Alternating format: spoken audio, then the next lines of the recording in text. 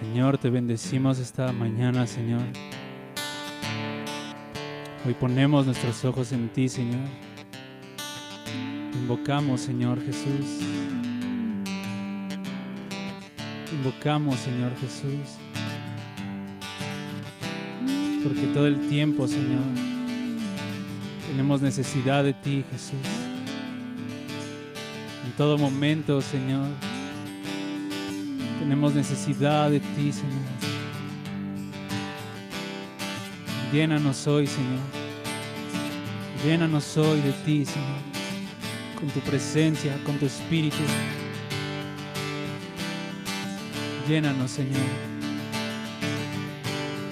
Te necesitamos, Redentor nuestro, pariente cercano. Ven, Señor, te necesitamos. Ven, Señor Jesús. Sé exaltado en medio de tu iglesia, en medio de la congregación de los justos. Sé exaltado, Señor. Exalta el nombre del Padre, Señor, a través de nosotros. Glorifica al Padre, Señor, a través de tu iglesia, por medio de tu Espíritu.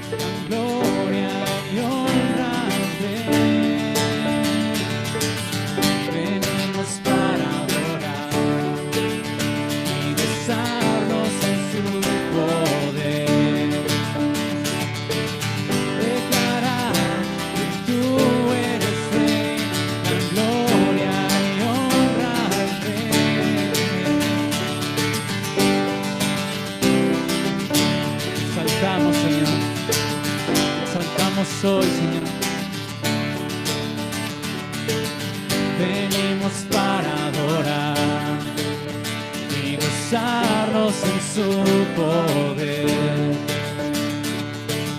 declarar que tú eres Rey, gran gloria y honra al Rey, por siempre dirán, juntos cantarán. Siempre dirán, juntos cantarán. Santo es el Señor, poderoso, y su gloria llena la tierra.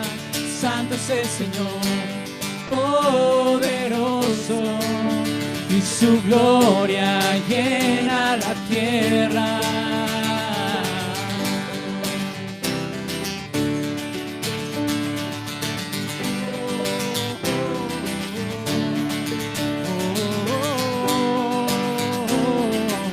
Venimos para adorar, venimos para adorar y gozarnos en su poder,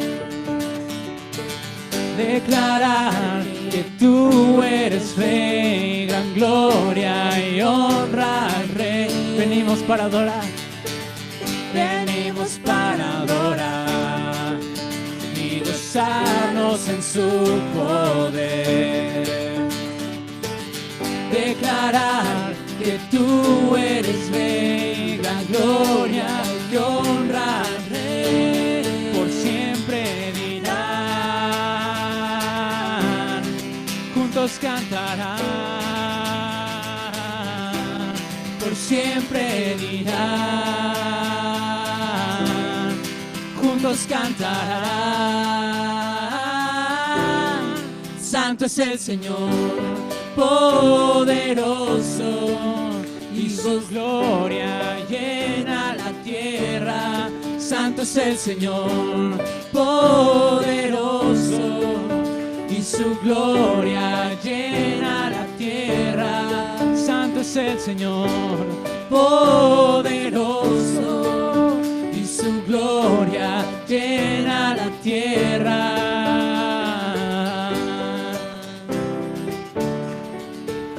Y su gloria llena la tierra.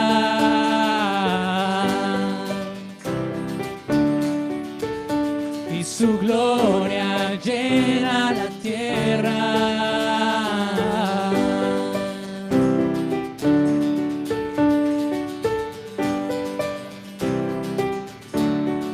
Siempre dirán, juntos cantarán, por siempre dirán, juntos cantarán. Santo es el Señor, poderoso, y su gloria llena la tierra. Santo es el Señor, poderoso, y su gloria llena la tierra.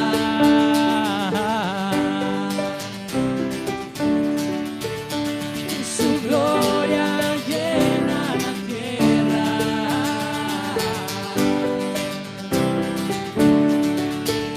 Y su gloria llena la tierra.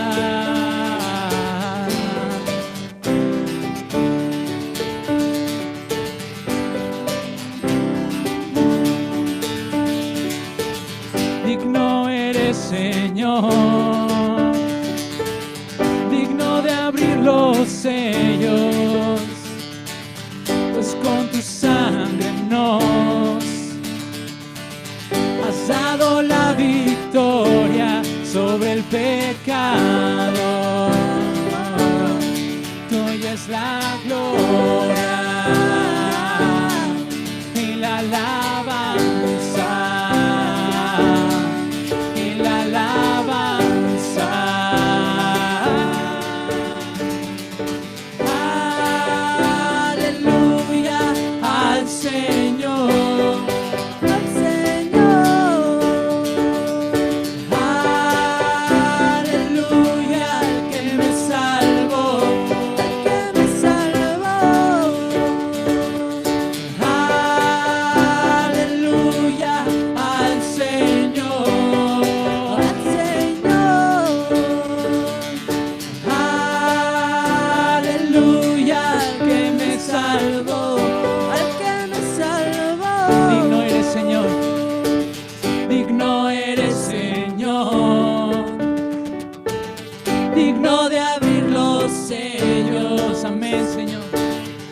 Con tu sangre nos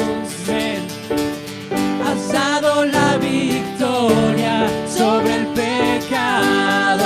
Amén, Jesús. Tuya es la gloria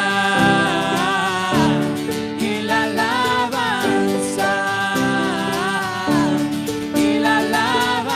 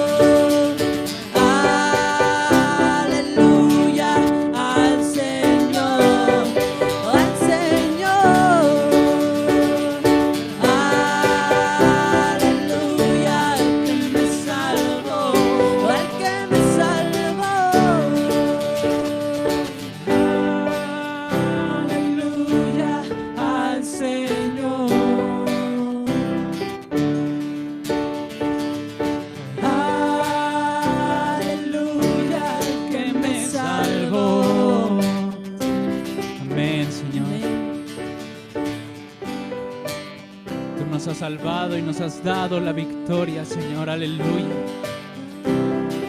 Tuya es la victoria, Señor. Tú has vencido por nosotros, Señor.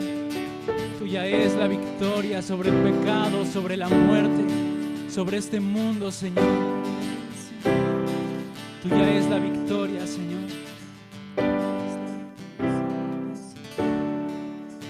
Tuya es la victoria para siempre, Señor.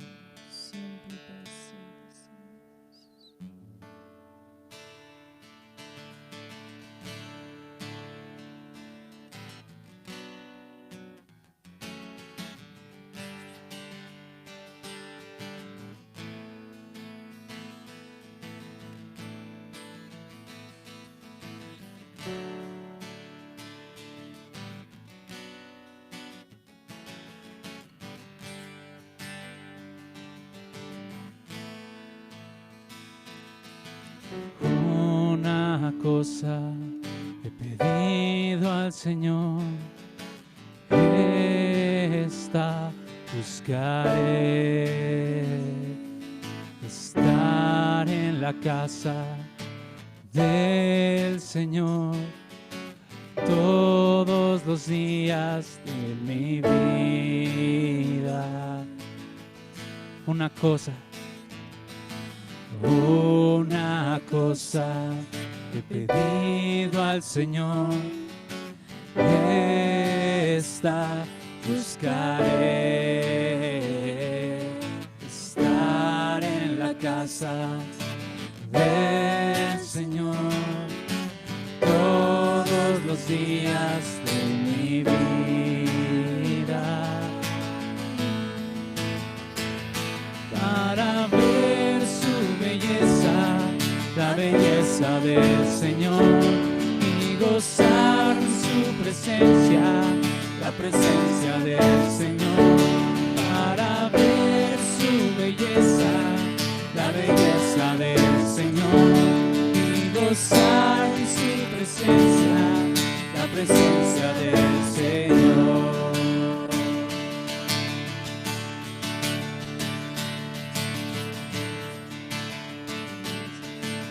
Una cosa he pedido al Señor, esta buscaré, estar en la casa del Señor todos los días de mi vida. Una vez más, una cosa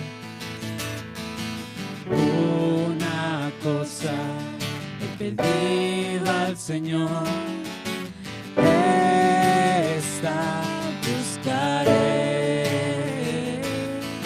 estar en la casa del Señor todos los días de mi vida, para ver su belleza.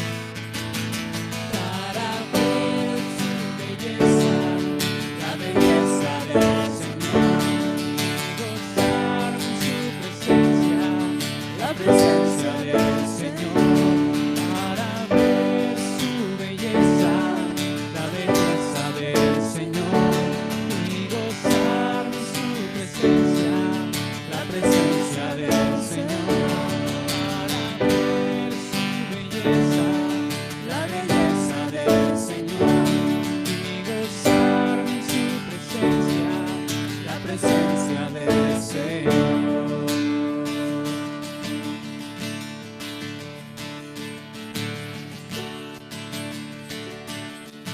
Amén, Señor, nos gozamos en tu presencia.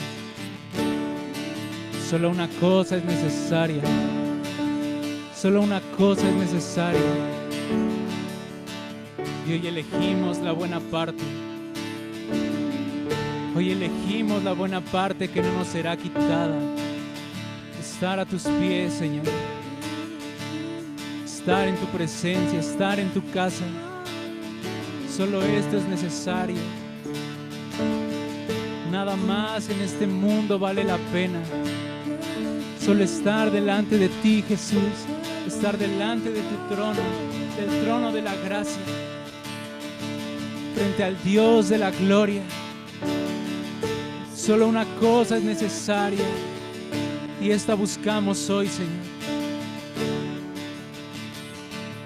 Solo esto es necesario para ver su belleza, la belleza del Señor, y gozarme en su presencia, la presencia del Señor, para ver su belleza, la belleza del Señor, y gozarme en su presencia, la presencia del Señor. Nos gozamos en ti, Señor, en tu presencia. Solo aquí haya reposo en nuestra alma. Solo en ti, Señor.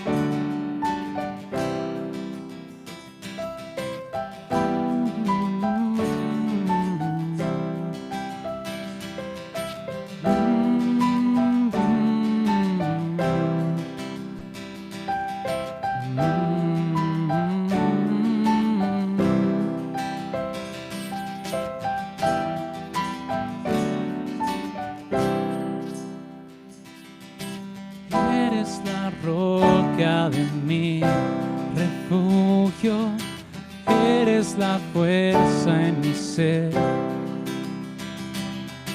mi inspiración y mi esperanza. A ti levanto mi voz. Eres la roca de mi refugio, eres la fuerza en mi ser, mi inspiración y mi esperanza. A ti levanto mi voz.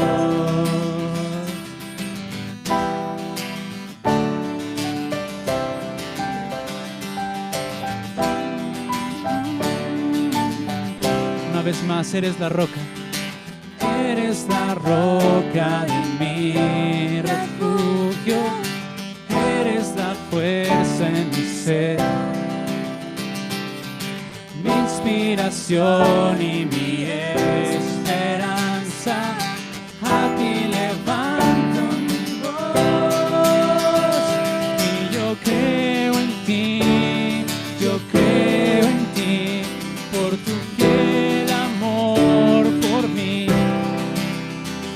Me ayudas en mi debilidad, en ti seguro estaré. Y yo creo en ti, yo creo en ti, por tu fiel amor por mí. Me ayudas en mi debilidad, en ti seguro estaré. En ti seguro estaré.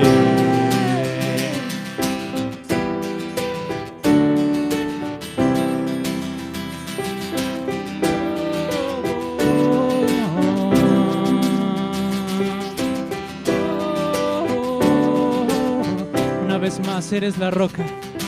Eres la roca de mi refugio, eres la fuerza en mi ser, mi inspiración y mi esperanza. A ti levanto mi voz. Eres la roca de mi refugio, eres la fuerza en mi ser, mi inspiración y mi esperanza. A ti levanto mi voz y yo creo en ti, yo creo en ti, por tu fiel amor por mí. Me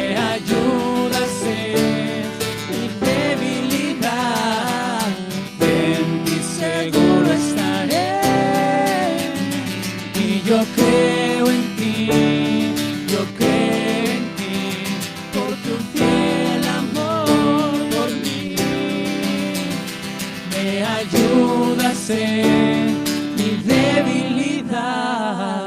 en ti seguro estaré, en ti seguro estaré, en ti seguro estaré,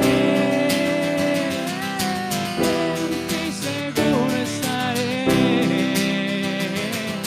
en ti seguro estaré. Y yo creo en ti, por tu fiel amor por mí, me ayudas en mi debilidad, en ti seguro estaré. Y yo creo en ti, confiamos en ti, Señor, por tu amor tan grande con el que nos has amado, Señor. Tú eres nuestro refugio y fortaleza, Señor. En ti estamos seguros, bajo la sombra de tus alas estamos seguros.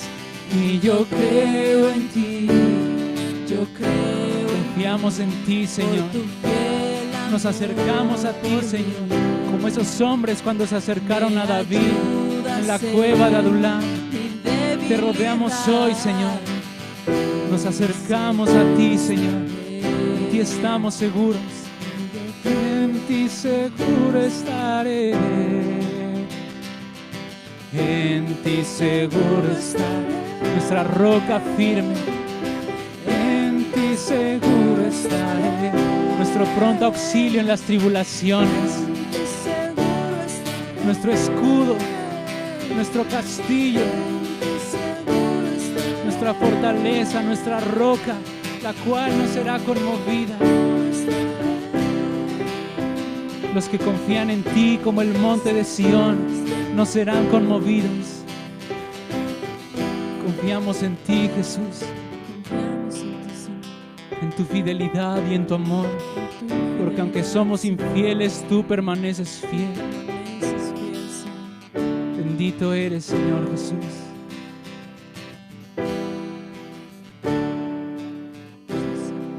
Bendito eres, roca nuestra, nuestro refugio, nuestro amado, nuestro esposo, en quien podemos confiar.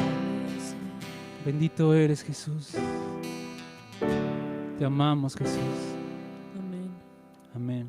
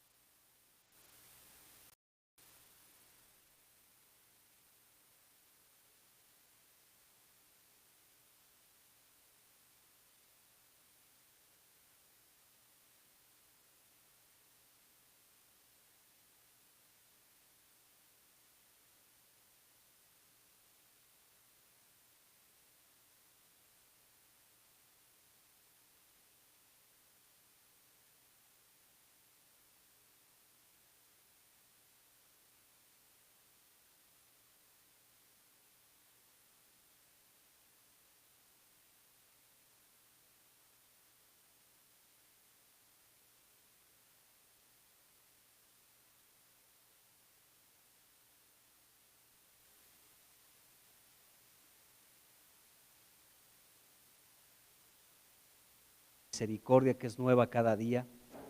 Señor, pues venimos a ti, Señor. Tú eres manso, tú eres humilde de corazón y tú has dicho, vengan a mí los que están trabajados, los que están cargados y yo los haré descansar. Así que venimos a ti, Señor, porque tú eres nuestro refugio, tú eres nuestro descanso, tú eres nuestro reposo y descansamos en ti, Señor.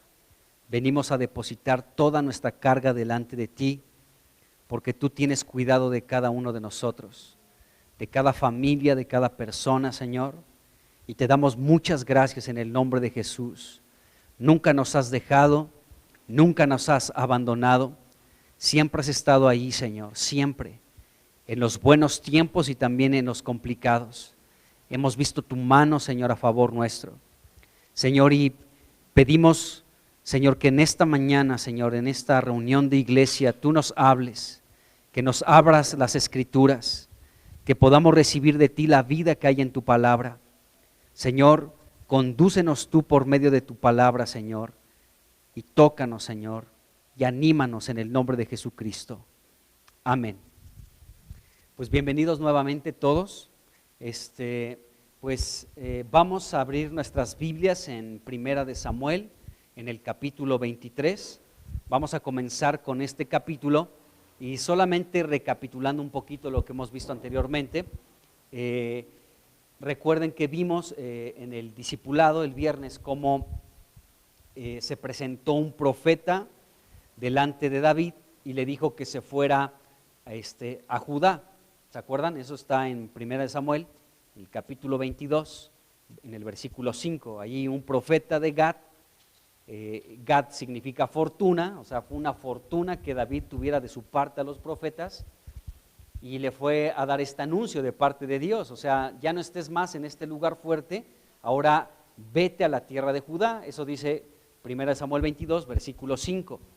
Y bueno, David se movió de este lugar fuerte a Gad, a Judá, y en Judá pues comenzó a moverse por diferentes lugares en la tierra de Judá. El primer lugar a donde acudió fue a Keila, a defender ese lugar que estaba siendo atacado y asediado por los filisteos. Pero aquí David comenzó a experimentar muchas cosas en el capítulo 23. Pero David obedeció al mandato de Dios en ese sentido, lo que el profeta Gad le dijo, que se fuera, que se moviera pues a Judá. Dios estaba formando el ejército de David, el ejército de Dios, hola hermana, el ejército de Dios, y entonces Dios los iba a comenzar a preparar para hacer realmente ese ejército celestial. Dice también Primera de Crónicas, capítulo 12, versículo 22, dice, porque entonces todos los días venía ayuda a David, hasta hacerse un gran ejército como ejército de Dios. Entonces a David venían uniéndose cada vez más personas, venían uniendo todos aquellos que estaban afligidos, que estaban en angustia, que estaban endeudados, que estaban con amargura de espíritu, porque Dios quería formar un ejército, el ejército de Dios, ¿de acuerdo? Este ejército celestial. Y bueno, entonces David obedece al profeta Gad, se mueve a Judá, y en Judá comienza David a ir por diferentes lugares por la persecución de Saúl. Comenzó a moverse de un lugar a otro, ¿sí? Fue a Keila a defender a estos moradores de Keila, después se fue a Ores, estuvo en Sif, estuvo en otro lugar llamado Maón, en Engadi, en fin, en varios lugares, porque Saúl comenzó con una persecución muy fuerte en contra de David. Uno de los lugares destacados que se menciona aquí en el capítulo 23 es este lugar que vamos a encontrar en diferentes lugares llamado Sif. Ahí David fue a ese lugar llamado Sif y los que estaban allí pues fueron con Saúl para decirle, ¿sabes qué? David está aquí entre nosotros, así que rápido ven por él porque está aquí entre nosotros. Y este lugar Sif es muy representativo porque Sif significa lugar de refinación. Es decir, que Dios iba a comenzar a refinar a David, y no solamente a David, sino también a sus hombres. Aquellos hombres que estaban afligidos, que estaban angustiados, que estaban endeudados, que estaban con amargura de espíritu, Dios iba a comenzar a formar su ejército y Dios iba a refinarlos. Porque en este capítulo 23 comenzamos a ver que no solamente Saúl es el que persiguió a David, sino también recibió la traición de hombres a los que él defendió. O sea, no a estos que estaban formando su ejército, sino, ahorita vamos a entrar en esto, como David defendió a los habitantes de Keila, porque los habitantes de Keila fueron a buscar a David para pedirle ayuda, ¿sí? Pero después le dieron la espalda a estos hombres de Keila. Pero todo esto, el que David estuviera de un lugar a otro escapando de las garras de Saúl, solamente era el que Dios estaba refinando la vida de este hombre llamado David, y ahora no solamente la vida de David, sino también de aquellos hombres que se habían unido a él para formar este ejército celestial. Así que vamos a 1 de Samuel capítulo 23 y vamos a leer aquí del versículo 1 al versículo 5 esta primera parte para ver qué es lo que sucedió aquí. Dice aquí la Biblia, 1 de Samuel 23, del 1 al 5, dice: dieron aviso a David diciendo: he aquí que los filisteos combaten a Keila y roban las eras. Y David consultó a Jehová diciendo: ¿iré a atacar a los filisteos? Y Jehová respondió a David: ve, ataca a los filisteos y libra a Keila. Keila es un lugar dentro de Judá. Acuérdense, David obedeció al profeta, la voz de Dios: ve a Judá. Y dentro de Judá estaba este lugar llamado Keila. Bueno, versículo 3. Pero los que estaban con David le dijeron, o sea, esos hombres que habían venido a formar parte del ejército de David, los hombres que acompañaban a David, le dijeron: he aquí nosotros en Judá estamos con miedo. ¿Cuánto más si fuéramos a Keila contra el ejército de los filisteos? Entonces David volvió a consultar a Jehová, y Jehová le respondió y dijo: levántate, descienda a Keila, pues yo entregaré en tus manos a los filisteos.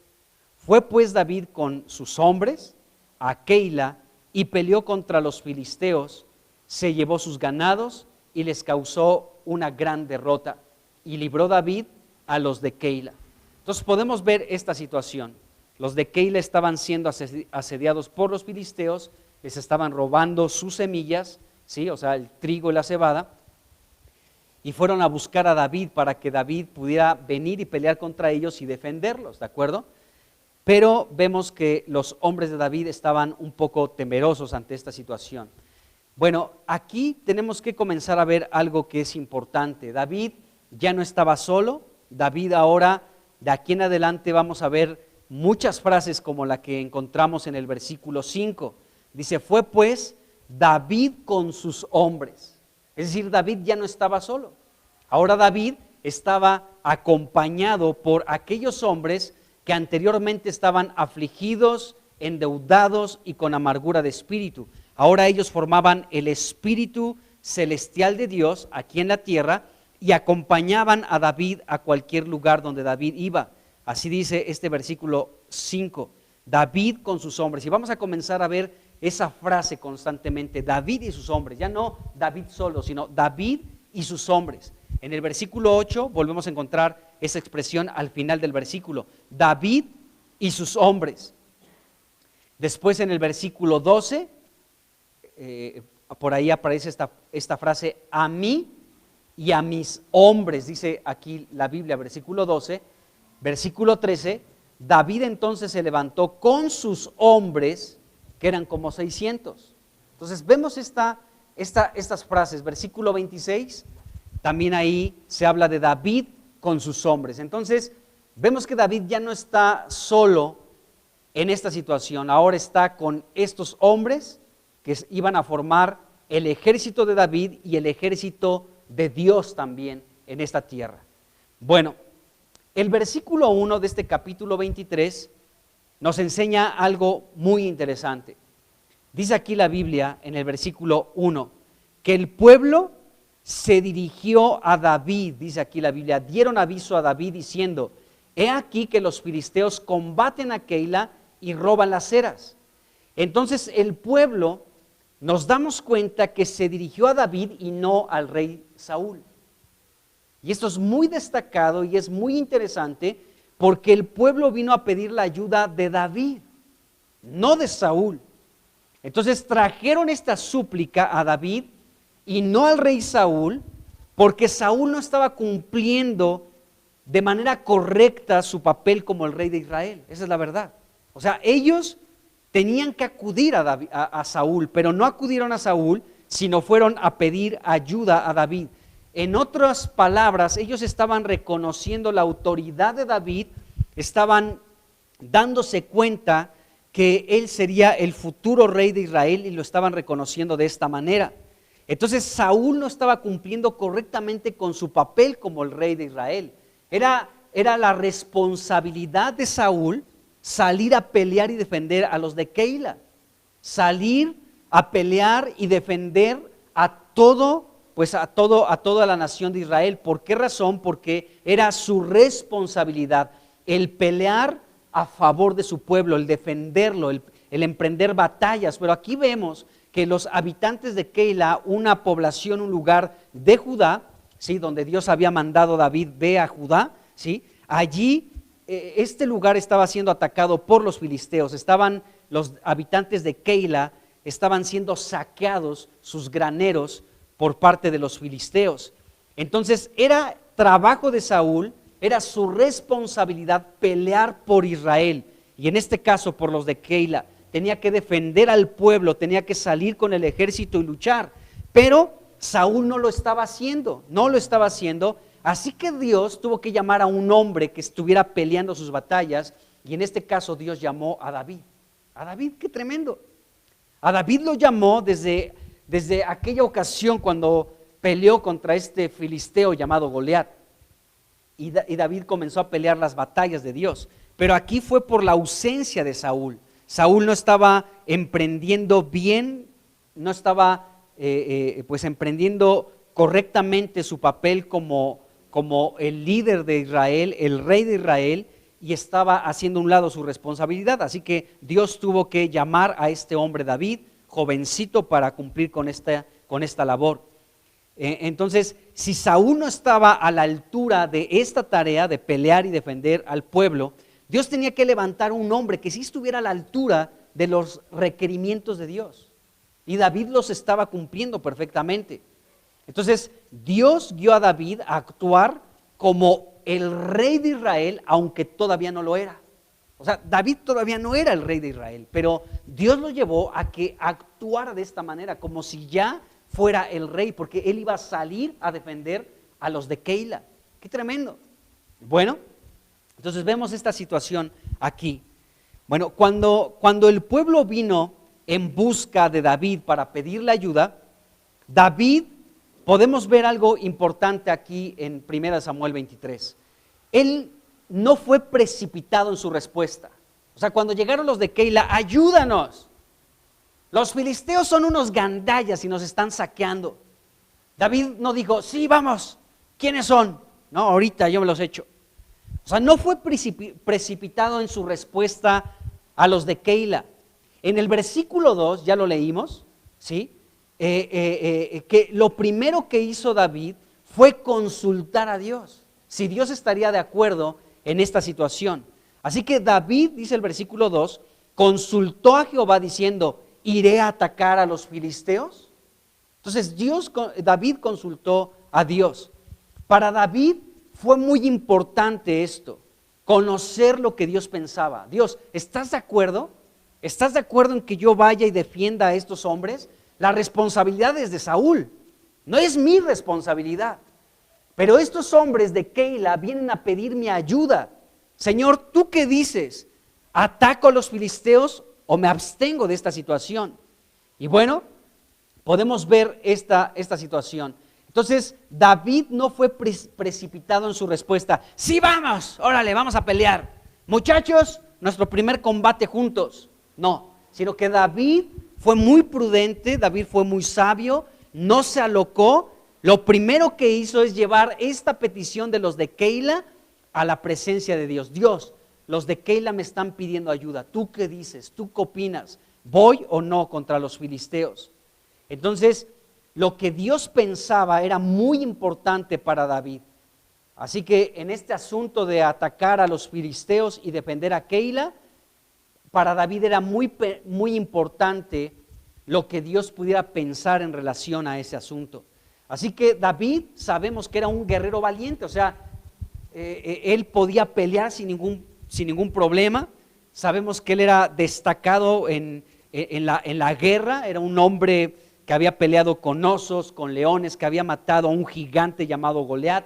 Era valiente este muchacho llamado David, pero él no se estaba apoyando en aquellas victorias que obtuvo anteriormente, no se estaba apoyando en decir, pues yo soy un gran guerrero y las puedo de todas a todas, y a quien me pongan enfrente yo me lo echo, ¿no?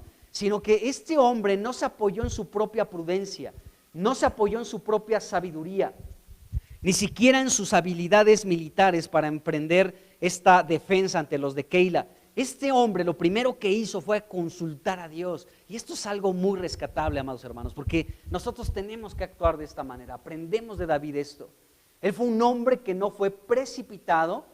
Él pudo haber tomado la decisión desde un principio, de decir, sí, yo voy, pero él consultó a Dios, y lo vemos en el versículo 2.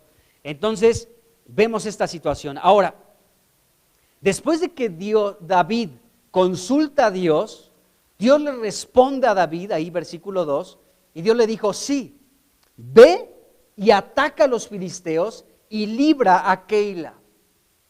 Adelante, David, ve y pelea. Pero ahora en el versículo 3 leemos algo interesante. Dice aquí la Biblia, pero los que estaban con David le dijeron, he aquí que nosotros, aquí en Judá, estamos con miedo.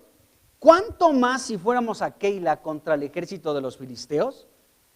Es decir, que estos 400 hombres a los que Dios llamó para estar con David, para formar el ejército de Dios, ¿sí? En su primer comisión, el salir a pelear contra los filisteos, estos hombres estaban atemorizados. Era la primer tarea que Dios les iba a encomendar a estos 400 comandados por David. Pero vemos aquí en el versículo 3 que ellos hablaron con David y le dijeron, estamos con miedo aquí en Judá. O sea, David, te hicimos caso, ¿no? Te visitó un profeta de la compañía de Samuel, del profeta Samuel, llamado Gad. Este profeta te dijo que nos moviéramos de ese lugar y que llegáramos aquí a Judá. Te hemos obedecido, David, porque te reconocemos como nuestro líder. Nos hemos movido aquí a Judá y estamos con temor porque estamos en territorio peligroso, ya que Saúl está aquí. Pero encima de este temor que tenemos por estar en Judá, ¿tú nos estás diciendo que ahora vayamos a pelear contra el ejército de los filisteos? O sea, David, agarra la onda, tenemos miedo, estamos asustados, estamos espantados. ¿Cómo nos traes a Judá? Estamos con temor, y sumado a este temor, ahora tenemos que emprender una batalla contra el ejército enemigo del pueblo de Dios, contra los filisteos. O sea, ¿no es suficiente que estemos aquí en obediencia contigo? Entonces vemos aquí que estos 400 hombres estaban unidos a David, le dijeron que tenían miedo de estar en Judá. Entonces ellos, pues lógicamente vemos aquí que estaban con temor y no querían pelear esta batalla, enfrentar a los filisteos y librar a Keila. Pero Dios ya le había dicho a David, ve y ataca a los filisteos y libra a Keila, ¿de acuerdo? Entonces David, podemos ver que de pronto tenía la palabra de Dios por un lado. Dios le dijo, ataca, defiende a los de Keila, y por otro lado, el grupo de personas que estaban a su cargo le estaban aconsejando lo contrario. Oye, estamos con miedo, tenemos miedo, David. ¿Cómo quieres que ahora, aparte de este miedo, vayamos a pelear contra los filisteos? Bueno, los hombres de David, aquí en el versículo 3, le estaban aconsejando a David, en pocas palabras, que no fuera a Keila porque tenían miedo. El miedo nos paraliza, amados hermanos. Aunque Dios nos dé una palabra, el temor nos puede paralizar. Y podemos decir, ay, el león está en la calle, ¿no? O podemos decir lo que sea, ¿no? Acuérdense que hablamos en algún punto de que Dios no nos ha dado espíritu de cobardía, sino de amor, de poder y de dominio propio. Y entonces cuando hay temor, pues el temor muchas veces, o el miedo, nos paraliza, y es lo que tenían estos hombres. Ellos tenían más bien, no temor, tenían miedo, y el miedo es algo que paraliza a la gente. O sea, simplemente si de pronto alguien te amenaza, ¿no? Recuerda tal vez algún momento en la primaria, ¿no? Cuando algún compañero te decía, a la salida nos vemos, ay, te paraliza, ¿no? Como que, ay, me va a querer dar unas patadas, ¿no? Y bueno, así estaban estos hombres y aconsejaron a David que no fuera a Keila porque tenían miedo. Pero vemos algo interesante. David, a final de cuentas, no desechó las palabras de estos hombres. O sea, dijo, híjole, sí están espantados, sí tienen miedo. Y no comenzó ahí como David a recriminarles su miedo. Entonces vemos a David que fue sabio. David fue sabio. Escuchó lo que sus hombres le dijeron, tenemos miedo. Y todavía tenemos mucho más miedo ir a pelear contra los filisteos. Pero David fue sabio en este asunto. Él no desechó las palabras de sus hombres. Y el versículo 4 nos dice que David nuevamente volvió a consultar a Dios. Dice ahí el versículo 4. Entonces, David consideró las palabras de sus hombres y tenía sentido los comentarios de ellos y el temor, el miedo que tenían. Pero este asunto lo llevó a la presencia también de Dios. Entonces, David fue nuevamente a la presencia de Dios y podemos deducir que la oración de David ahora fue la siguiente: Señor, mis hombres tienen miedo. Tú los has puesto al frente, me has puesto al frente de todos ellos, pero están atemorizados. Tú me has dicho que vaya, que ataque a los filisteos y que libere a Keila. Pero mis hombres con los que tendría que ir a pelear, ¿sí?, están con miedo. Y lo presento delante de ti. Y bueno, entonces David podemos ver que él fue un hombre sabio y escuchó a sus hombres, pero también lo llevó a la presencia de Dios. Y entonces llevó este asunto a la presencia de Dios y qué bueno que David fue hecho el jefe de ellos, porque no fue alguien precipitado, no fue alguien arrebatado, sino que paso por paso lo fue consultando delante de Dios, porque la opinión de Dios era muy importante para David. Y bueno, en el mismo versículo 4 leemos la respuesta de Dios a David. Y dice aquí, el versículo 4, entonces David volvió a consultar a Jehová, y Jehová le respondió y dijo, levántate, descienda a Keila, pues yo entregaré en tus manos a los filisteos. Así que Dios nuevamente confirmó lo que anteriormente le había dicho, que le iba a entregar a los filisteos y que fuera a pelear por los de Keila, a favor de los de Keila. Así que con la dirección de Dios, en el versículo 5, la Biblia dice que David con sus hombres fueron juntos a pelear contra los filisteos. Qué interesante es esto. Entonces ya no fue David solo, sino ahora tenía un grupo de personas que lo acompañaron para pelear contra los filisteos. Y a partir de este momento, como les dije anteriormente, David ya no estaría solo, ya no estaría más solo. Ahora aparece junto con todos estos hombres que estaban, no solamente vimos que estaban afligidos, endeudados y con amargura de espíritu, sino que en esta primer tarea de parte de Dios de pelear contra los filisteos y liberar Keila, sumado a todo lo anterior, estaban con miedo, endeudados, afligidos, con amargura de espíritu y ahora con miedo de emprender una pelea, una batalla. Bueno, entonces vemos esto. Entonces David comenzó ya no a estar solo, sino ya iba con estos hombres. Y el versículo 5 nos dice que David y sus hombres pelearon contra los filisteos y ganaron la batalla. Entonces ellos se apoderaron, David y sus hombres, del ganado, libraron al pueblo de Keila. David actuó de esta manera con sus hombres para defender al pueblo de Dios, como Saúl no lo estaba haciendo. Así que esta fue una primer victoria del ejército de Dios comandado por David. ¡Qué tremendo! Entonces esto ha de haber sido un ánimo muy impresionante con estos hombres, ¿no? Han de haber estado platicando entre ellos, vieron cómo nosotros pudimos pelear contra este gran ejército de los filisteos que es temible, ¿no? y pudimos ir y enfrentarlos en batalla y pudimos obtener la victoria. Oye, qué hábil te viste con la espada. Sí, pero tú no te quedas atrás, míralo. No, con la onda, qué buena onda, ¿no?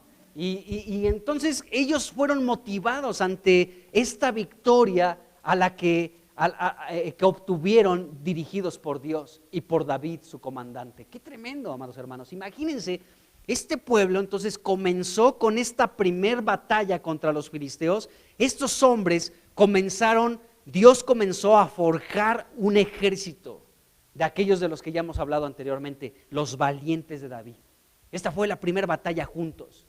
Muchachos, lo hicimos. Qué motivante ha de haber sido eso. Lo mismo pasa con nosotros, hermanos. Cuando enfrentas batallas, todos enfrentamos batallas, pero cuando obtienes la victoria y puedes ver la mano de Dios a tu favor y vences, es un motivante, es un estímulo para seguir avanzando en la vida de Dios y lo que Él tiene para nosotros. Así que esto, sin duda alguna, fue algo que los motivó, ¿no? Ahí estaba seguramente uno agarrando al otro así, ¡ah, campeón!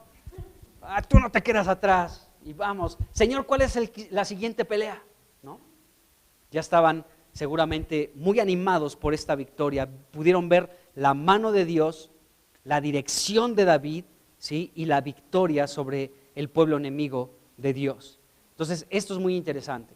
Ahora, junto con esto, con esta primer victoria, recuerden que uno de los principales lugares que se menciona en este capítulo 23 es este lugar que se llama Ziph. Y Ziph, como les dije al principio, significa lugar de refinación. Ziph. Y ese fue un lugar donde David estuvo también aquí.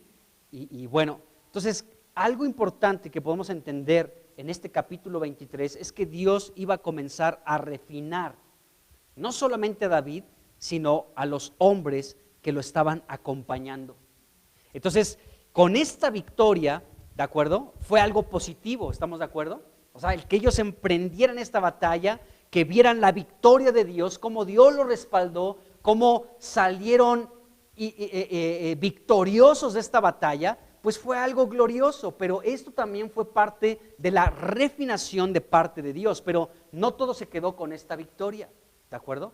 Hubo algo no tan bueno, no tan positivo después de esta gran victoria que, como les dije anteriormente, los motivó seguramente a todos estos hombres con David, ¿sí? Pero después, y fue parte del refinamiento de Dios esta victoria, pero seguiría algo que también aportaría para el refinamiento de estos hombres que acompañaban a David y al propio David.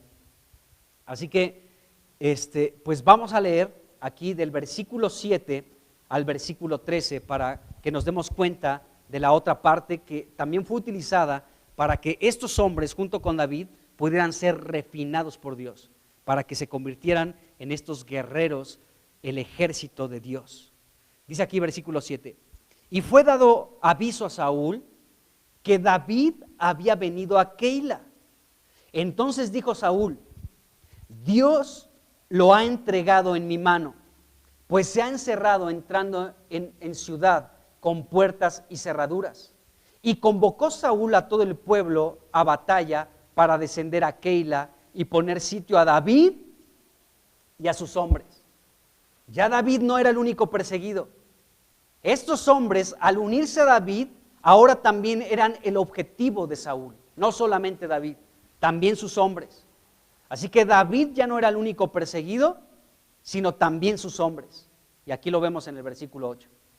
Dice, mas entendiendo David que Saúl ideaba el mal contra él, dijo a Abiatar, sumo sacerdote, trae el efod. Y dijo David, Jehová Dios de Israel, aquí está orando David a Dios otra vez.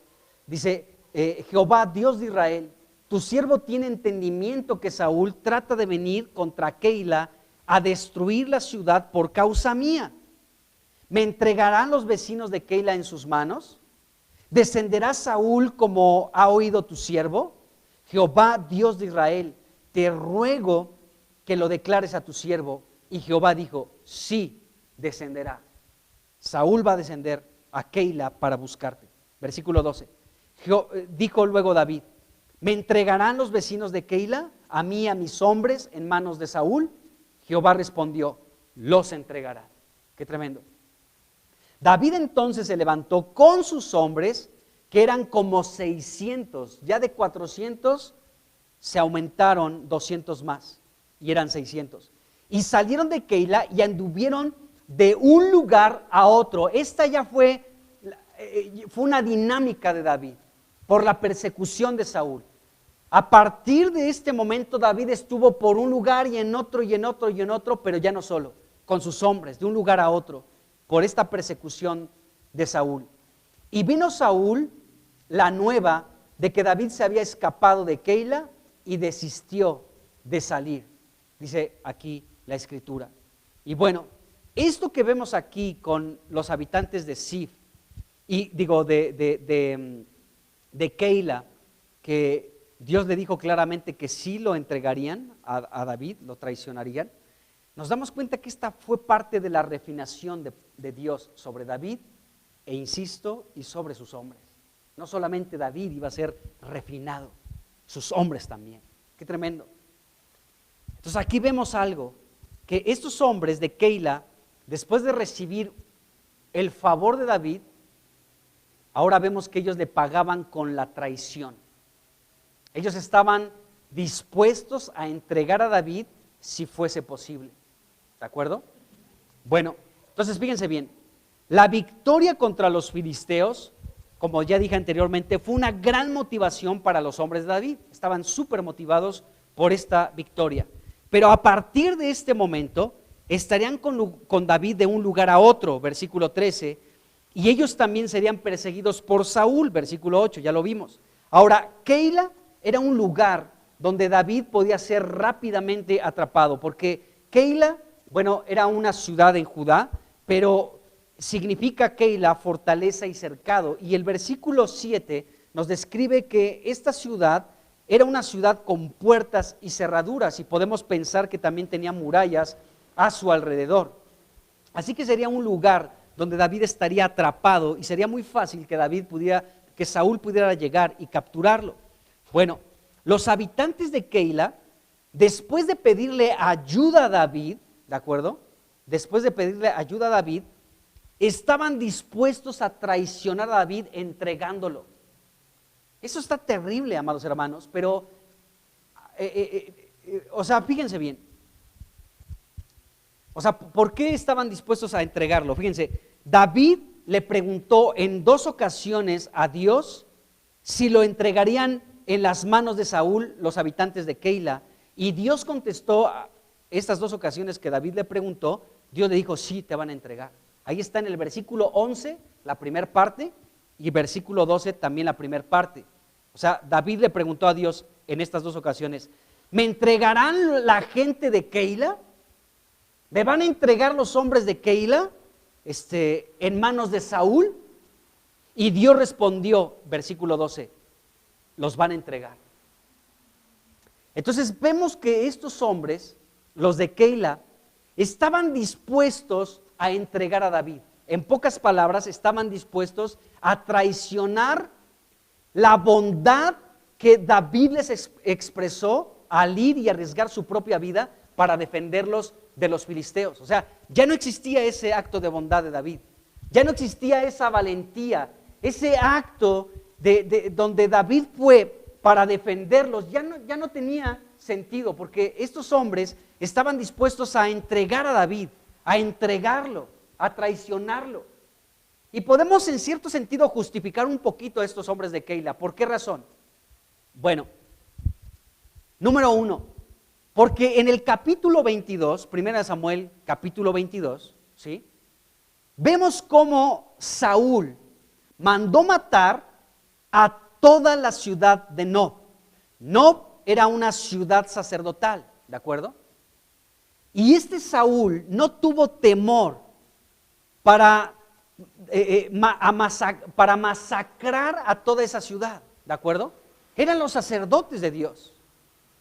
Y Saúl no tuvo compasión ni tuvo misericordia, mucho menos tuvo temor de parte de Dios para frenarse de asesinar a toda la ciudad de Nob, a esa ciudad sacerdotal y a todos lógicamente los sacerdotes, junto con mujeres y con niños de pecho. Saúl dio esta orden y sabemos que Doeg, un edomita, de los principales siervos de Saúl, fue el que ejecutó esta matanza con furia y con violencia contra todos los sacerdotes de Nob y contra toda la ciudad, ¿de acuerdo? Hasta el ganado mató este edomita llamado Doeg, ¿sí?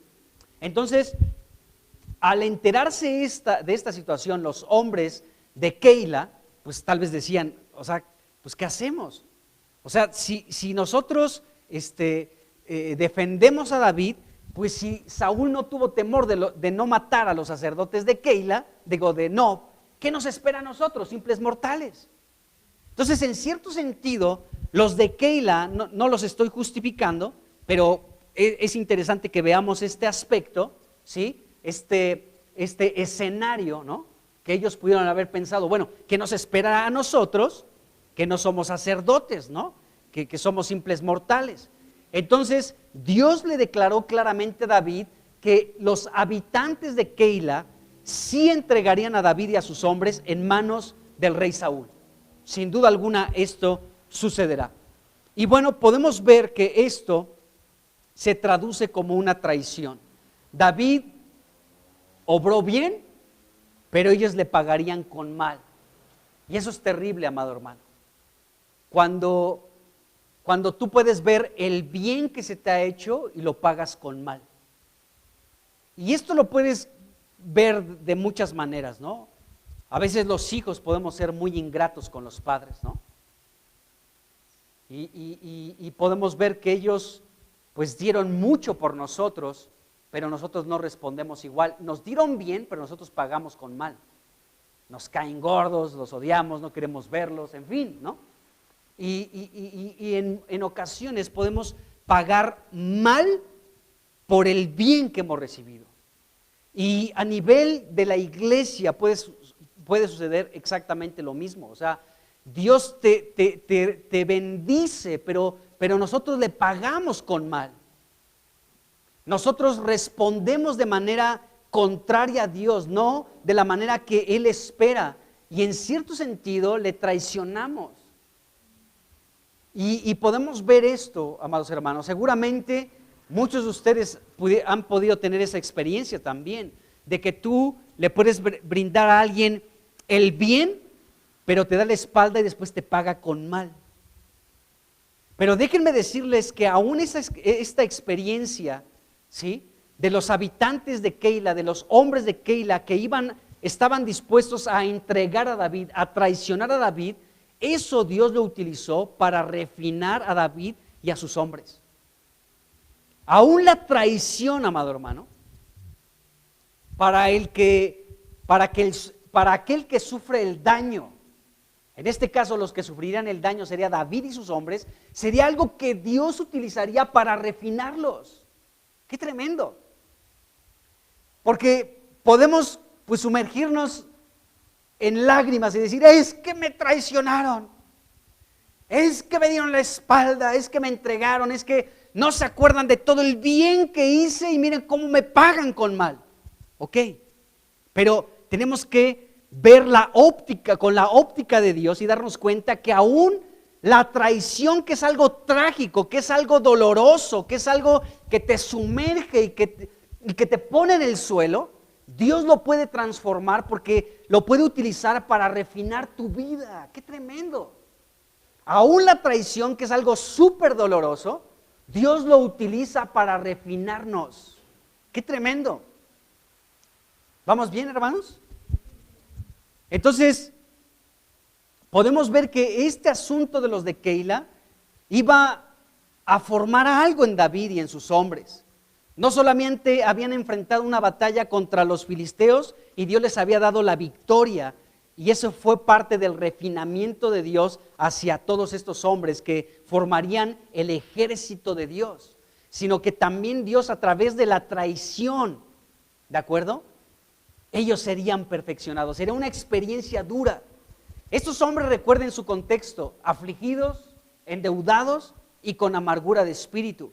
Después obtienen una gran victoria contra los filisteos y después viene otro revés. Y este revés también era parte del refinamiento que Dios iba a utilizar para todos ellos. Esto los pudo haber sumergido a todo este grupo de hombres nuevamente que retrocedieran a su amargura de espíritu. Es que David, tú y tus ideas, los venimos a defender, arriesgamos el pellejo, arriesgamos nuestra vida para defender a estos de Keila y mira cómo nos van a pagar. Nos van a entregar en manos de Saúl y Saúl nos va a matar. ¿De acuerdo? Entonces, estos hombres pudieran otra vez, ante esta situación, ante la respuesta de los de Keila, que estaban dispuestos a entregar a David y a sus hombres en las manos de Saúl, esto pudo provocar en estos hombres que acompañaban a David nuevamente amargura de espíritu. Esto pudo provocar otra vez que estuvieran afligidos, en tristeza, enojados, desesperados, con temor otra vez. Pero vemos que Dios lo transformó y ellos fueron pues refinados con esta situación y no retrocedieron a su lugar original, a la amargura de espíritu, a la angustia y a todo ese asunto, sino que ellos pudieron fortalecerse en Dios. ¿Por qué? Porque aquí vemos, vamos a ver más adelante, hoy no lo vamos a ver, pero David se fortaleció en el Señor otra vez. Y por aquí David vuelve a escribir otro salmo, el Salmo 54. Y de pronto David comienza a ser confortado, lo visita a su amigo Jonatán, le da una palabra de ánimo, y otra vez vienen algunos reveses, ¿no?, en contra ahí con David y todo el asunto. Pero vemos que este asunto, amados hermanos, de esta situación de los hombres de Keila que traicionarían a David, se convertiría en un trato de parte de Dios que los iba a beneficiar a estos hombres de David. Dios estaba formando a su ejército. Así que aún la traición, amados hermanos, puede ser, tiene dos vertientes la traición. Una, el profundo dolor que te causa y que te sumerge en la tristeza, en el desánimo, y que dices, ya no quiero saber nada de la vida, ¿no? La traición. Pero por otro lado, con la óptica de Dios, eso puede ser transformado en un refinamiento para nuestro bien. ¡Qué tremendo! Suena una locura lo que estoy diciendo, pero es la verdad. Entonces vemos que esto sucedió con David y con sus hombres. Así que estos 400, pues ustedes dijeron que querían estar conmigo, ahora se aguantan, le entran o regresan con su mami. No, pues seguimos contigo, David. Pues órale, machitos desde chiquitos, vamos a seguir. Y ahí está, ahí Dios estaba formando a su ejército. Qué tremendo. Dios estaba formando a su ejército comandado sí por Dios y en la tierra por David. Qué tremendo. Bueno, la traición, amados hermanos, no es algo que solamente experimentó David aquí con los hombres de Keila. La traición fue algo que experimentó también nuestro Señor Jesucristo por alguien muy cercano a Él, uno de sus discípulos, Judas Iscariote. La traición, qué tremendo. Y dice Juan capítulo 13, versículo 2. Dice, y cuando cenaban, como el diablo ya había puesto en el corazón de Judas Iscariote, hijo de Simón, que le traicionase, que le entregase, pues sabemos la historia, lo entregó. Esa palabra entregar significa traicionar. Y esa palabra entregar es lo que pasó con los de Keila en relación a David. O sea, David le preguntó a Dios, acuérdense, estamos de un lugar a otro. Primera Samuel 23, versículo 11 y 12, la primera parte de estos versículos, David le pregunta a Dios, ¿me entregarán los vecinos, los habitantes de Keila en manos de Saúl? ¿Me entregarán? Y es la palabra que encontramos aquí en Juan 13, 2. O sea, Judas entregó a Jesucristo, es decir, lo traicionó. Eso fue lo que sucedió. Entonces vemos esto, amados hermanos, que Jesucristo experimentó la traición, en este caso de Judas. Y no solamente eso, recuerden, Pedro le negó 3 veces. Cuando agarraron a Jesús, todos huyeron y lo abandonaron, ¿no? pero principalmente por este hombre Judas, sufrió la traición, porque este hombre entregó a su maestro, a Jesús. Y esto es terrible. Entonces podemos ver que David, como tipo de Cristo, experimentó lo que Cristo también vivió. David experimentó la traición, ¿sí?, por aquellos a los que les hizo un bien y le pagaron con mal y lo traicionaron. Pero nos damos cuenta que Jesucristo también, amados hermanos, vivió exactamente lo mismo. La traición. Uno de sus discípulos, de los más cercanos, lo entregó. Qué tremendo. Entonces podemos ver aquí algo. Tú y yo, amado hermano, cualquiera de nosotros, cualquiera, puede ser una persona que traicione a otro. Cualquiera. Cualquiera de nosotros se puede constituir en una persona que traicione a otro. Esa es la verdad. Pero ¿en qué radica el que no seamos personas que traicionen? Bueno, aquí encontramos la clave con Judas. Dice la Escritura que el diablo puso en el corazón de Judas esta situación de entregar a Jesús. O sea, la Biblia dice que tenemos que resistir al diablo para que huya de nosotros. Dice, no le des lugar al diablo. Y cuando nosotros le damos lugar al diablo, él puede entonces colocar algunos pensamientos en nuestro corazón. Puede poner ciertas inquietudes en nuestro corazón, puede poner ciertas opiniones, ciertos pensamientos. Satanás puede poner sentimientos en nuestro corazón, en nuestra alma. Y entonces esto va a dar lugar a que seamos personas que traicionen como Judas traicionó a Jesucristo.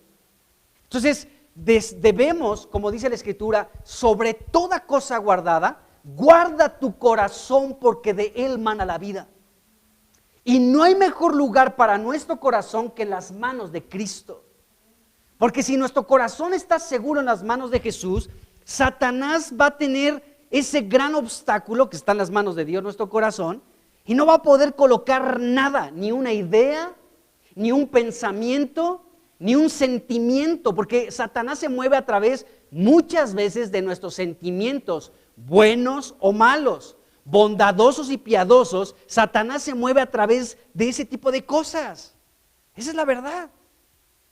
Entonces, cuando nuestro corazón está en las manos del Señor Jesucristo, ¿sí?, nuestro corazón está guardado y Satanás no puede colocar nada. Pero cuando Satanás coloca en nuestro corazón, le damos oportunidad para que él coloque cosas dentro de nosotros, entonces podemos hacer muchas cosas y entre ellas ser personas que traicionen. Fíjense, en Hechos capítulo 5 pasó con Ananías y Zafira. Vamos a leer ahí Hechos 5 del versículo 1 en adelante. Dice, pero cierto hombre llamado Ananías, con Zafira su mujer, vendió una heredad y sustrajo del precio, ¿sí?, sabiéndolo también su mujer, y trayendo solo una parte, lo puso a los pies de los apóstoles. Y dijo Pedro, Ananías, ¿por qué llenó Satanás tu corazón?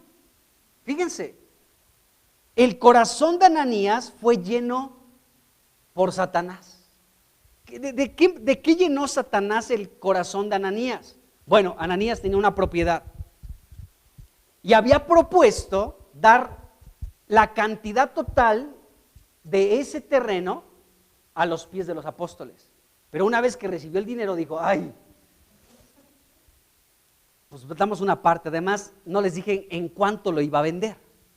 Así que parte me quedo yo y parte lo doy a los discípulos. Pues a final de cuentas voy a dar una parte. ¿Qué problema hay? Pero la situación que este hombre originalmente había propuesto dar todo. Pero Satanás le dijo, oye, ¿cómo? ¿En qué se lo van a gastar? ¿Te imaginas al Pedro? ¿O a Juan? ¿Qué van a hacer con ese dinero? Así que Satanás llegó sutilmente con algo y llenó el corazón de Ananías, y Ananías le hizo caso a Satanás y dijo, sí, tienes razón, Satanás, de veras, tienes toda la razón. ¿Cómo voy a darles el total de esta propiedad a los discípulos? ¿Quién sabe en qué lo van a utilizar? mejor me reservo parte, además es mío, y ni siquiera les dije en cuánto lo iba a vender, ¿sí? Y les doy una parte nada más. Satanás llegó de manera sutil con este hombre Ananías y llenó su corazón para, dice aquí la escritura, llenó su corazón con este pensamiento. Bueno, dice aquí el versículo 3, y Pedro dijo, Ananías, ¿por qué llenó Satanás tu corazón para que mintieses al Espíritu Santo y sustrajeres del precio de la heredad?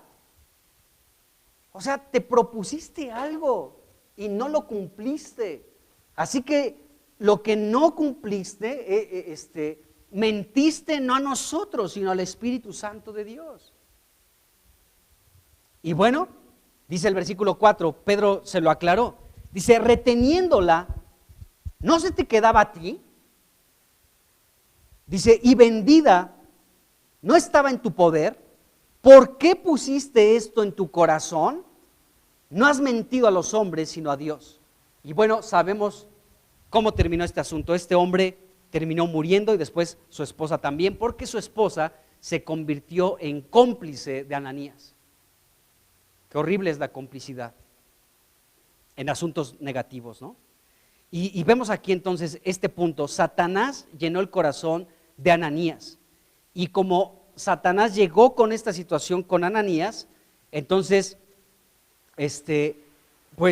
Ananías, nos dice aquí la Biblia, que permitió que Satanás pusiera esto en su corazón, y entonces Ananías mintió no a los hombres, sino a Dios y al Espíritu Santo. Qué tremendo. Pero fíjense aquí cómo está el corazón. Satanás pone cosas en el corazón. Pone cosas. O sea, este hombre empezó bien, Ananías, dijo, yo voy a vender esto y lo voy a dar completamente al Señor. A los pies de los apóstoles lo voy a poner. Pero después cambió su corazón y cambió su pensamiento. Y Satanás se mueve así. Satanás de pronto te planta o te siembra pensamientos que no provienen de Dios. Y que los puedes justificar y decir, pues es que sí, así deben de ser las cosas, pero vemos que no. Entonces Satanás puede llegar y sembrar y colocar cosas dentro de nosotros. E insisto en esto, o sea, Satanás puede llegar con algo bondadoso y ponerte, o con algo muy compasivo, muy buena onda, ¿no? O las intenciones que tienes para hacer cosas para Dios, Él te dice, no seas tan exagerado. En fin, Satanás se mueve de esta manera. Y podemos ver esta situación. Entonces, regresando a Judas, pues vemos la misma historia que Ananías aquí en Hechos 5. Entonces, con Judas, Juan 13:2, pues vemos esto, que Satanás puso en Judas el que traicionara a Jesús, el que lo entregara. Qué tremendo. Entonces, podemos ver esta situación. Ahora, Jesús dijo en Mateo capítulo 10, versículo 17, Jesús le anticipó a sus discípulos que mucha gente los iba a entregar, así como los de Keila iban a entregar a David. Jesucristo les anticipó a sus discípulos que mucha gente los entregaría ante las autoridades para que fueran juzgados y fueran azotados. Mateo 10, 17 y 18 vamos a leer. Mateo 10, 17 y 18. Dice, y guárdense de los hombres, porque los entregarán a los concilios y en sus sinagogas los azotarán. Y aún ante gobernantes y reyes serán llevados por causa de mí. Dice, para testimonio a ellos y a los gentiles. Entonces Jesús habló de que iban a ser los discípulos entregados. Así como los de Keila estaban dispuestos a entregar a David y a sus hombres. Así como Judas entregó y traicionó a Jesús. Así. Ahora también Jesucristo lo dijo para nosotros.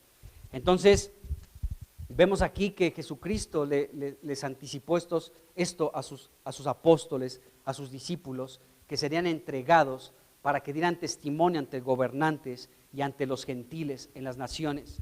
Y Jesús siguió hablando aquí mismo en el capítulo 10 de Mateo, con un poquito más de profundidad, y también Jesús les anticipó esto a sus discípulos. Versículo 21 al 23. Dice, el hermano entregará. Fíjese, así como los hombres de Keila estaban dispuestos, después de haber recibido un favor de parte de David, un bien de parte de David, y le pagaban ahora con un mal, así como ellos se propusieron a entregar a David y a sus hombres en manos de Saúl. Jesucristo nos dijo aquí en Mateo 10:21, el hermano entregará a la muerte al hermano y el padre al hijo, y los hijos se levantarán contra los padres y los harán morir, y serán aborrecidos de todos por causa de mi nombre, mas el que persevere hasta el fin, éste será salvo. Cuando los persigan en esta ciudad, huyan a la otra, porque de cierto les digo que no acabarán de recorrer todas las ciudades de Israel antes que venga el Hijo del Hombre. Y así como Jesús le dijo a sus discípulos que cuando los persiguieran en esta ciudad, huyeran a la otra, David así estuvo, de un lugar a otro perseguido por Saúl, de un lugar a otro perseguido por Saúl. Pero lo que vemos aquí es que Jesucristo anticipó esto, que los discípulos, nosotros la iglesia, amados hermanos, vamos a ser entregados y vamos a sufrir traición, aún por parte de nuestra propia familia. Eso está tremendo. Esto está bravo, de verdad. Porque aquí Jesucristo dijo, el hermano entregará a la muerte al hermano y el padre al hijo. Y los hijos se van a levantar contra los padres y los harán morir. Fíjense, en estos tiempos, amados hermanos, podemos ver una división en los pensamientos de la sociedad a nivel mundial. O sea, no estoy hablando específicamente de nuestra nación, pero hay una división de pensamientos que provoca esto ya. O sea, el que tú estés a favor de las cosas de Dios, entonces gente ya te considera enemigo o gente peligrosa o gente que está en contra de lo que todo el mundo está aprobando. Hay muchas cosas que se están aprobando en estos tiempos y aún en el núcleo familiar hay opiniones distintas, ¿no? Sobre todo si tú eres de una familia, o sea, tú eres cristiano y algunos de tus cercanos no son cristianos, con ellos te puedes a veces enfrascar en una discusión necia, ¿sí? Por situaciones de lo que piensa el mundo y lo que tú piensas a la luz de la Escritura, y esto lleva a un conflicto. Pero esto va a poder ir creciendo cada vez más a tal punto que, como dijo Jesucristo, el hermano entregará a muerte al hermano, el padre al hijo, y los que se levanten, los hijos se levantarán contra los padres y los harán morir. ¡Qué tremendo!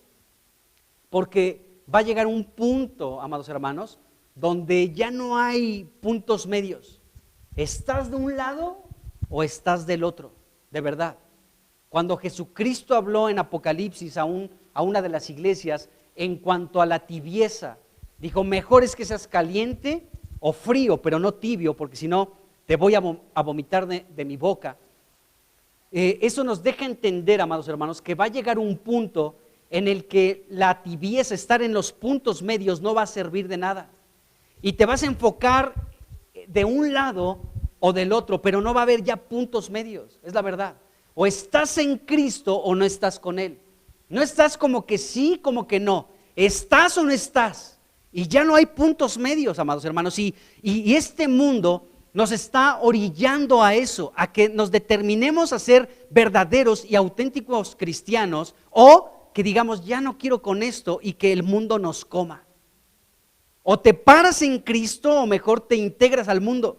Pero llegará un punto, amados hermanos, en el que ya no va a haber puntos intermedios. Ahorita la cristiandad puede estar en un punto medio. Decir, pues bueno, sí soy cristiano, pero coqueteo porque me encanta, coqueteo con el mundo porque me encanta, ¿no?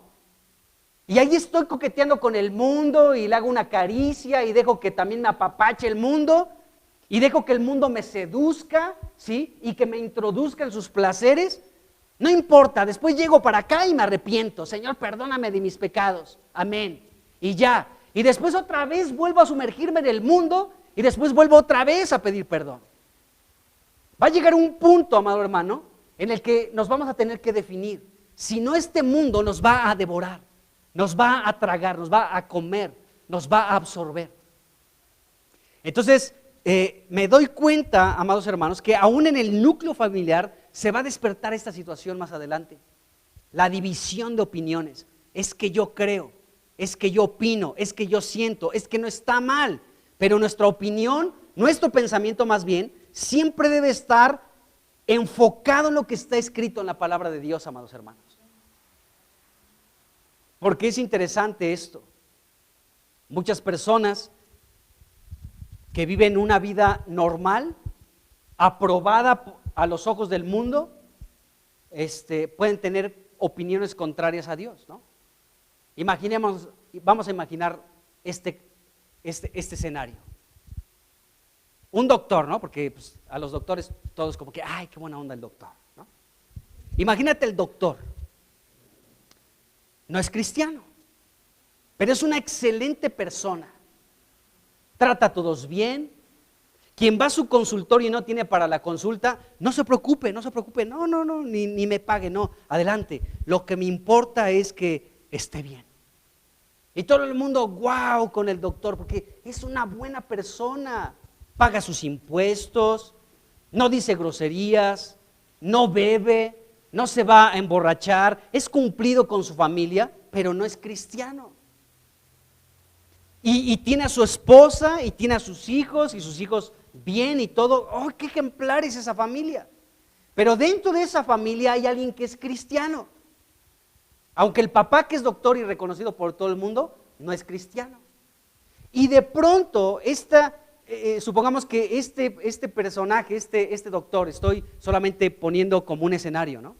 Solamente estoy ahí poniendo como un escenario X. Y este doctor con su esposa, pues no son cristianos, pero tal vez alguien de sus hijos sí lo es. Y de pronto esta persona, este doctor, dice, pues es que ¿qué tiene de malo que un hombre se enamore de otro hombre? O sea, yo no estoy en contra de eso. Entonces, aunque él esté casado con una mujer, ¿de acuerdo? Gente así va a llegar a opinar también que es correcto que un hombre se enamore de otro hombre o una mujer de otra mujer. Y entonces en ese núcleo familiar, una persona que tiene el temor de Dios y que ha conocido a Cristo va a decir, oye papá, es que la Biblia dice esto, hija, hijo, estás equivocado, nieto, nieta, estás equivocado, sobrino, estás mal. Es que ¿qué tiene? ¿No dices que tu Dios es amor? Entonces, ¿qué problema hay en que dos personas se amen, aunque sean del mismo sexo? Entonces, esto, aunque ahorita este panorama que yo les pongo se ve tal vez como lejos, pero es algo que ya está comenzando a suceder en la sociedad a nivel del mundo. Esta ruptura por los pensamientos en el núcleo de la familia. Qué tremendo. Por eso, gracias a Dios, hermanos, por las familias completas que son cristianos, donde no debemos de opinar, sino debemos de hacernos del pensamiento de lo que está escrito en la palabra. Lo que está en la palabra es lo que tiene que ser nuestro pensamiento. Pero bueno, aquí Jesucristo anticipó esta situación. Entonces vemos que va a llegar el punto en el que vamos a ser aborrecidos por causa de Cristo, de su palabra y de su nombre. Porque nosotros vamos a decir, es que eso es pecado. Y la gente va a decir, ¿sabes qué? Es que tú estás equivocado. Tú estás con los pensamientos de los años 70 u 80, ya estás retrasadísimo. Pero bueno, tenemos que ver este asunto. Entonces, la traición, hermanos, es algo que va a venir en los últimos tiempos y aún desde el núcleo familiar sucederá esto. Así que es un tiempo para agarrarnos desde ahorita bien de Cristo, todos como familia. Y bueno, vemos esta situación. Entonces, regresando a 1 de Samuel 23, y ya estoy terminando, vemos cómo David hizo un bien a los hombres de Keila, pero ellos le pagaron con mal. Estos hombres, aunque no lo hicieron, pero estuvieron dispuestos a traicionar y a entregar a David en manos de Saúl.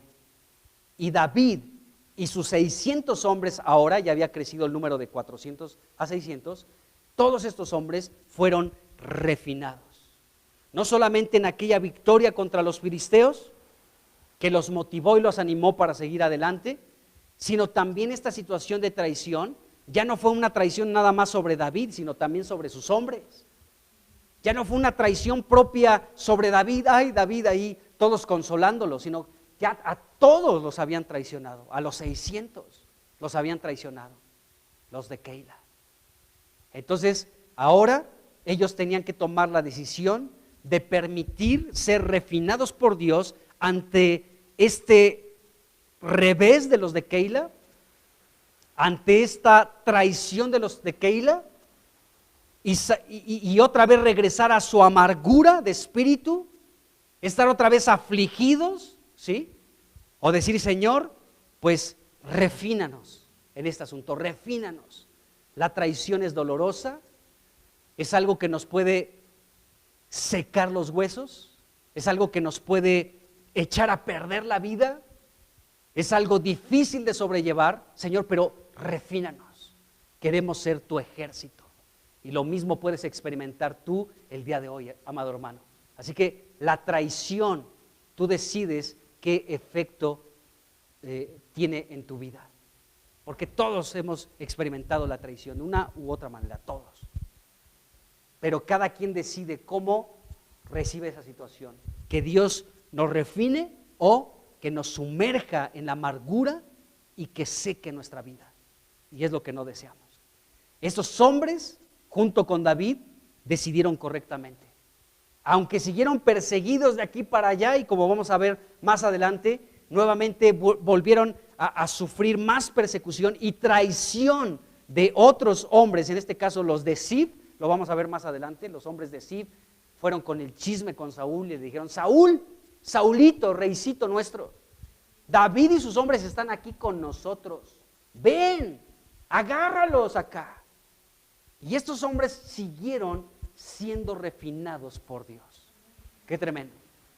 Bueno, pues vamos a dejarla aquí y vamos a continuar hablando pues de esto más adelante, pero por hoy aquí le dejamos. Señor Jesús, pues te damos muchas gracias porque tú nos has considerado como parte de tu ejército celestial, como parte de tu ejército aquí en la tierra, y tú nos has sacado, Señor, de tantas cosas. Nos has sacado de la amargura, de la angustia, Señor, para formar tu pueblo. Y Señor, oramos que no te detengas, que no te frenes en todo aquello que tú estás realizando en nuestras vidas, Señor. No te detengas, Señor, con la labor que tú estás llevando a cabo en cada uno de nosotros, en cada familia, en cada persona. Señor, gracias porque así como el oro tiene que ser purificado por el fuego para ser de mucho más valor, así nuestra fe, que es más preciosa que el oro. Así que tanto David como sus hombres fueron refinados ante la adversidad, Señor, de la traición. Pero te pedimos en el nombre de Jesús que nos llenes de tu espíritu, que ninguno de nosotros sea una persona que traiciona, Señor, sino todo lo contrario, que se une a tu ejército y que pelea tus batallas. En el nombre de Jesús, Señor, toca nuestro corazón otra vez, tócalo, toca nuestro corazón. Te entregamos nuestro corazón, Señor, te entregamos nuestra vida otra vez. Toca nuestro corazón, que nuestro corazón esté en tus manos, y guarda el corazón de la iglesia, de cada familia, de cada persona, para que Satanás no pueda llegar y colocar absolutamente nada. Oh Señor, te entregamos nuestro corazón y ponemos nuestra vida delante de ti. Gracias porque a la luz de Efesios 6 somos tu ejército, somos tu guerrero, Señor, la iglesia, y tú lo estás formando, Señor. Te bendecimos en esta tarde, en el nombre de Jesucristo. Amén. Amén.